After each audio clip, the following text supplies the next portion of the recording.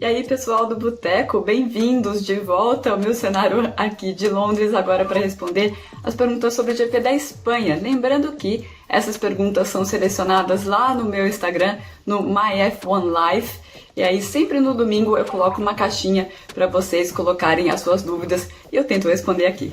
Vamos lá?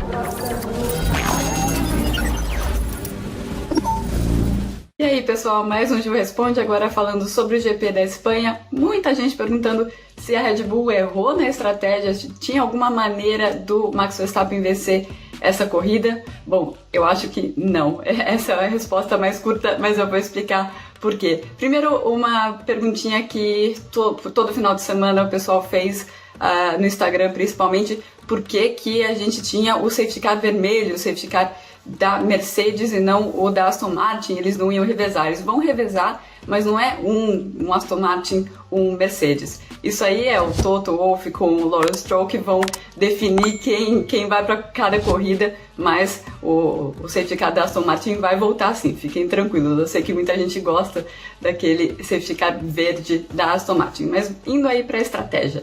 Eu selecionei a pergunta do Anderson, mas teve muita pergunta muito semelhante. Por que a Red Bull não parou o Max logo depois que o Hamilton parou, né, na segunda parada, já que ele estava na frente? Muita gente perguntando por que o Max não colocou, ele tinha um pneu macio, por que ele não colocou esse pneu macio? Seria uma resposta ao que a Mercedes fez, e muita gente falando de erro da estratégia da Red Bull. Eu acho que o Hamilton foi muito feliz quando ele falou o seguinte depois da corrida. Eu acho que essa corrida só teve emoção porque o Max me passou na primeira curva. Porque a Mercedes, o Hamilton, eles tinham mais ritmo nessa corrida do que a Red Bull. Pela primeira vez, claramente a Mercedes teve mais ritmo. Foi a melhor sexta-feira deles. Já na sexta-feira eles estavam na frente e isso não aconteceu nas outras corridas. Eles parecem ter conseguido compreender melhor o carro e eles sabem o que eles podem mexer no carro para o carro ser melhor, além do que a Espanha. Eles sempre foram muito bem na Espanha, embora eles sempre tenham tido problemas com superaquecimento nos pneus traseiros. Esse problema com superaquecimento eles não tiveram nesse ano, muito em função da mudança na curva 10, uma curva mais aberta, então não é uma freada tão forte, e isso dá para os pneus darem uma respirada, digamos assim. Então uma série de fatores fez com que a Mercedes fosse melhor nesse final de semana. E aí, quando você não tem ritmo, é um pouco difícil você responder com estratégia. Indo para a corrida inteira da Red Bull em termos de estratégia. Quando chegou naquele momento em que as equipes estão olhando sempre a diferença para quem vem atrás, né? Então se abre um espacinho ali de uns 20, no caso de Barcelona, 23 segundos atrás da onde estão os carros, é o momento de fazer a parada. Naquele momento que abriu 23 segundos atrás dos dois líderes, na primeira metade da corrida, o Max parou. Então ali a Red Bull respondeu ao que poderia ser um ataque da Mercedes. Se a Mercedes chamasse o Hamilton naquele momento para o box antes do Max, muito provavelmente ele voltaria na frente já ali, porque ele estava muito próximo. Na verdade foi um erro de comunicação, o Max entrou antes do que deveria, eles acabaram dando um pouco de sorte ali naquele momento. Aí os carros voltam para a pista, os dois voltam para a pista com pneu médio e o Hamilton continua na cola. Ali ficou claro que ele tinha um ritmo muito melhor, eu vou explicar isso um pouco mais pra frente, mas não era bom o suficiente, melhor o suficiente para que ele conseguisse passar. Ele chegava com 0,9 na entrada da curva, da entrada da reta, né, na saída da última curva, e não era o suficiente com o DRS para passar o Max, nem para colocar de lado na primeira freada. Ali ficou claro o que a Mercedes tinha que fazer, tinha que colocar ele com limpo, né, com pista limpa, para ele conseguir imprimir o ritmo dele e aí passar o Verstappen na pista. Eles param o Hamilton, colocam o jogo de pneu médio que ele tem, que é um jogo bom o suficiente para ir até o fim da corrida, forçando o ritmo, e ali a Red Bull não tinha como responder. Eles não tinham um jogo de pneu médio, então eles não poderiam repetir a mesma estratégia. Se eles parassem na volta seguinte, já tinham perdido a posição, eles já tinham levado o undercut, porque o ritmo do Hamilton era muito melhor, e ele só tinha um pneu macio que o Max ia sofrer para ir até o final com aquele pneu macio, então não tinha o que fazer. Eles tinham que ficar ali e torcer para o pneu do Hamilton acabar antes que ele chegasse no Max Verstappen. Até o Max falou, eu acho que se fosse o contrário, que seria até meio estranho, né? Você tá na liderança do GP da Espanha, é super difícil ultrapassar, você não cede posição de pista pensando na estratégia lá na frente. Se você tá na frente, você não vai parar. Mas vamos supor que a Red Bull decidisse ser super agressiva e decidisse parar o Max antes do Hamilton parar. Mesmo assim, o que o Max avalia que aconteceria é que o Lewis ficaria na pista, não pararia e conseguiria ficar na frente dele. Por quê? Porque ele tinha realmente muito mais ritmo. Por isso que não dá para falar em erro da Red Bull, e sim mais uma estratégia agressiva da Mercedes. Era basicamente também a única saída que eles tinham, a única jogada que eles tinham para ganhar a corrida. O que nos leva à pergunta do Gabriel, de que a Red Bull sabia que o ritmo da Mercedes com pneu médio era muito melhor. Voltando ao meu vídeo anterior do GP de Portugal, eu já comentei sobre isso. A impressão que dá é que sempre que se coloca o pneu mais duro, então pode ser o do médio para o macio, do médio para o duro, mas sempre nesse momento da corrida a Mercedes cresce, e isso obviamente a Red Bull já percebeu. O Max diz que ele percebeu que a corrida dele estava muito complicada quando o Hamilton, principalmente quando ele colocou o pneu médio, então logo depois da primeira parada dele, ele conseguia ficar no DRS o tempo inteiro.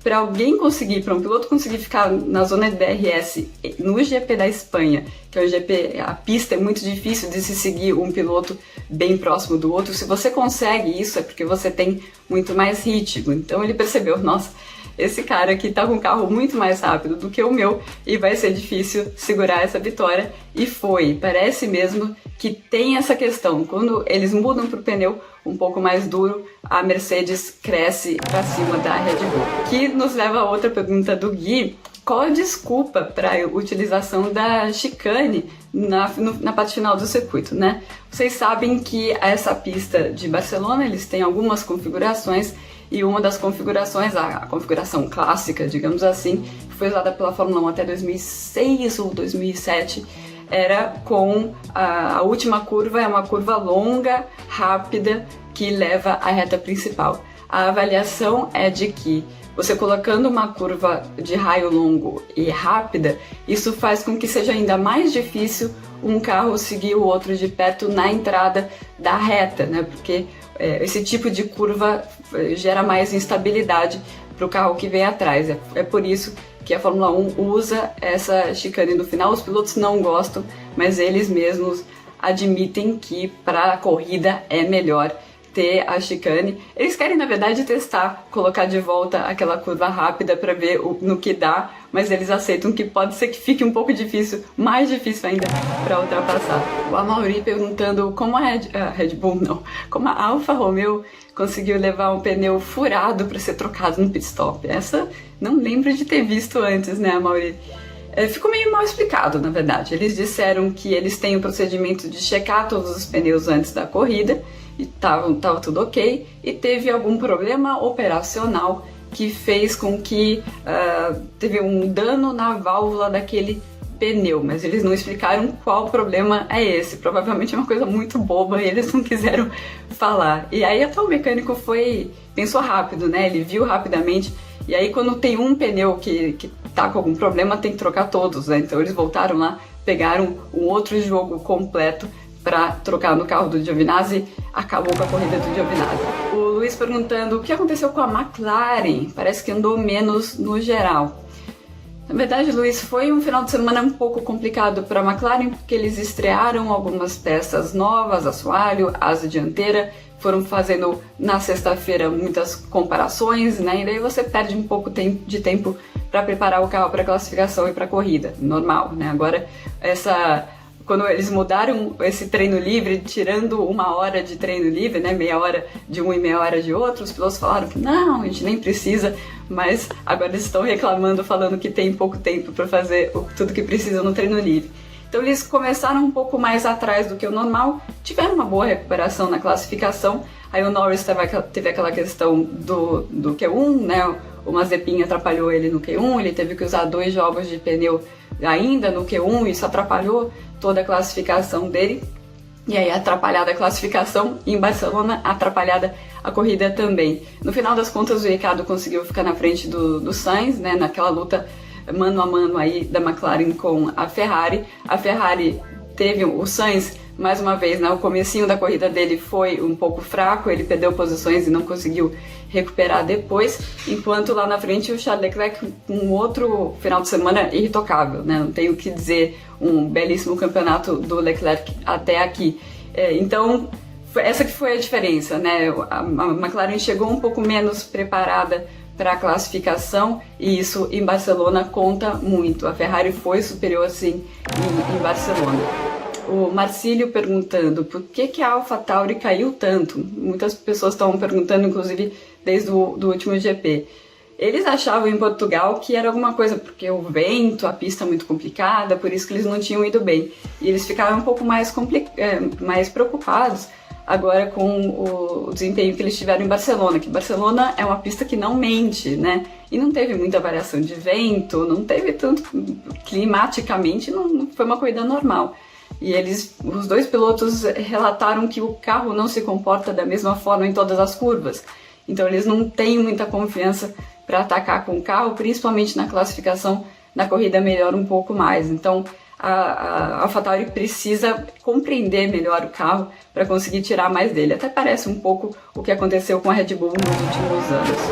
O Ian perguntando daquele rádio da equipe falando com a FIA se é a primeira vez que aparece. É a primeira vez que aparece, sim, uma coisa muito legal, inclusive, da gente ouvir, né? Foi o Toto Wolff falando com o Michael Masi diretamente.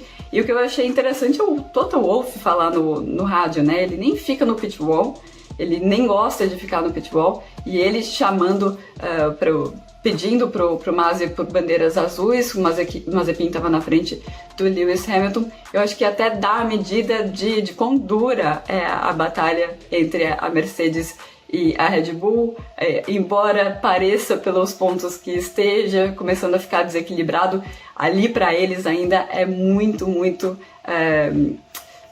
duro, muito intenso essa batalha. A gente vendo o Toto Wolff indo pro rádio é uma coisa que realmente mostra isso. A Alcione perguntando tem a ver com o erro do Pierre Gasly, como que o piloto sabe o local certo de parar o carro na hora da largada. Não sei se vocês já viram alguma tomada aérea, tem os fiscais de pista, tem como se fosse um pirulito gigante, né? O pirulito, tô falando daquele de parada de pit stop, né? Não é o doce que eu tô me referindo, mas com o número de todos os carros.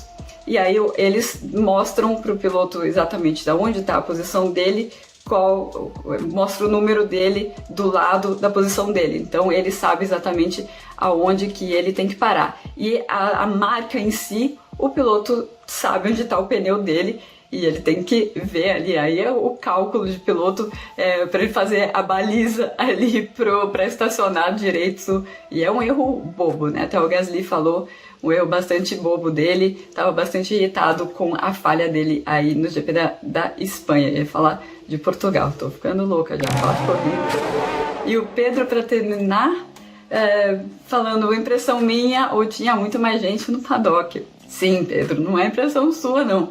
Tinha convidados no paddock, né? A gente não estava tendo convidados. Eles fizeram um teste, se não me engano eram 95 VIPs que tinha abertura para ter no paddock. Eu achei que estava um pouco cheio demais. A Fórmula 1 tem um protocolo de Covid super rígido para algumas coisas, mas para outras coisas, quando tem uma graninha envolvida lá, parece que eles dão uma pequena relaxada.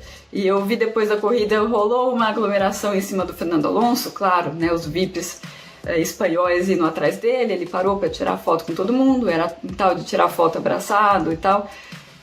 Eu não sei se é a melhor dos mundos para a Fórmula 1, mas eles estão tentando ter algum tipo de equilíbrio agora que tem tanta gente vacinada no paddock e que já se sabe que o esquema de testes e tudo mais funciona porque a gente não teve um grande surto em momento algum dentro do paddock da Fórmula 1, né? E em Mônaco parece que esse número vai aumentar para 100 pessoas, então 100 VIPs aí na próxima corrida, pelo menos é o que eu ouvi dizer. Aos poucos a Fórmula 1 vai voltando um pouco à normalidade, até porque os VIPs são importantes para duas coisas, obviamente o ingresso muito caro e traz muito dinheiro para a Fórmula 1, e também você tem que convidar os chefes de empresas para tentar fechar negócios.